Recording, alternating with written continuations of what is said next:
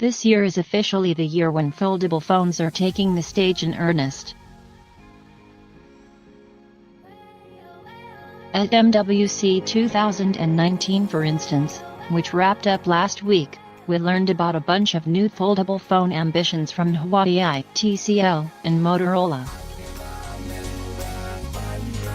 And while Samsung isn't the first to release a mass-market foldable phone, that honor would go to the Royally Flex Pipe. It certainly is the biggest name to throw its head in the ring. That's why when Samsung introduced its Galaxy Fold at Unpacked on February, it stole most of the spotlight from the other four phones the company announced there as well, including a 5G phone. Now many are intrigued by the Galaxy Fold. Not many will be able to buy it given its price, uncommon design, and limited availability. Instead, Samsung's steadfast flagship, the Galaxy S10, will likely be the Galaxy phone most people will purchase. Still, we wouldn't blame you if you were seriously considering both devices. The Galaxy S10 may be reliable and familiar, but the Fold represents the bold and exciting. Read on to see other ways these two phones differ in key ways. Editor's note: March 8, 2019, our Galaxy S10 Plus review is now live and our Galaxy S10e review is underway. Keep reading for more about the Galaxy S10, S10e, S10 Plus and Galaxy S10 5G. And here's more about the Galaxy Fold, Samsung's first foldable phone. The biggest difference between the two Galaxy phones is the design. While Samsung tweaked the Galaxy S10's design a bit compared to the S9, more on that later, the Galaxy Fold represents a new form factor altogether. The Fold, if it's not obvious already by its name, has a foldable OLED screen. When closed, it has a secondary 4.6-inch display that serves as its cover, with all the usual features you'd expect on a phone. When you're ready for something bigger, the Fold opens up hot dog style like a book to a 7.3-inch tablet. To achieve this design with no visible line across the screen, the Fold has what the company calls the Infinity Flex display. Essentially made out of a fancy plastic material, the screen can flex and fold hundreds of times without breaking.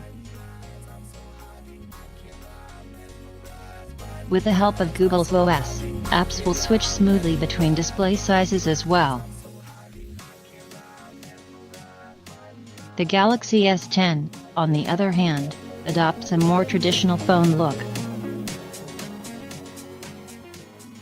Though the design is familiar, it's not exactly dull. It still has a sleek glass encasing, and slimmer bezels make the display even bigger from its predecessor, from 5.6 to 6.1 inches.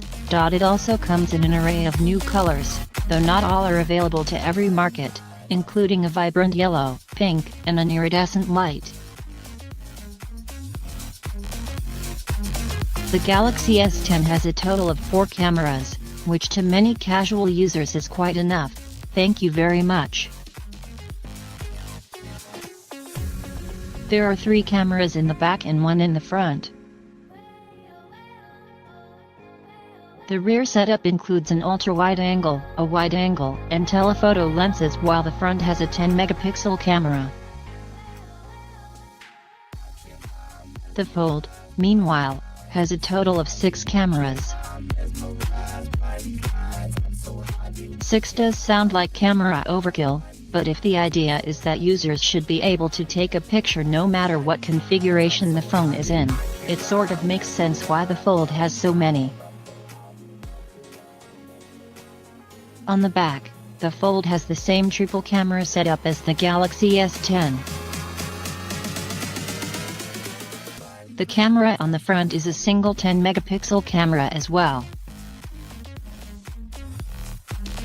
When you open the Fold in its tablet form, there you will two additional cameras inside, a selfie camera and an 8-megapixel depth camera. This second camera is used for depth sensing, meaning it will use the second lens, not software algorithms, to render a portrait image with a blurred, depth of field effect. When Samsung unveiled the Note 9 last year, many balked at the $1,000 price tag, £899 and $1,499. But then the Galaxy Fold came along, said, "Hold my beer," and revealed itself to cost a whopping $1,980, about £1,500 or $2,800. In some ways it's understandable why the Fold costs so much. The novel design, 2 screens, handful of cameras and bigger battery add up. Indeed, now that people are holding on to their phones longer, such an innovative look may be enough for users to justify an expensive upgrade these days.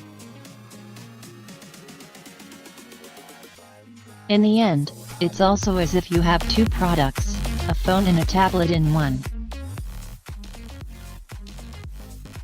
But the reality for most users is that they can't afford, or would be too afraid to use, a $2,000 phone.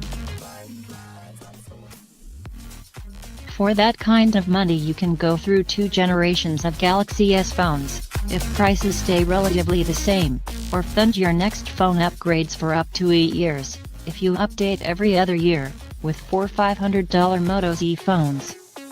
If you do want to stick with a premium Samsung device, the Galaxy S10 would be the more wallet-friendly choice of the two. Though I hesitate to even call a $900 starting price phone affordable. For an even cheaper Galaxy S phone, consider the $750 Galaxy S10e.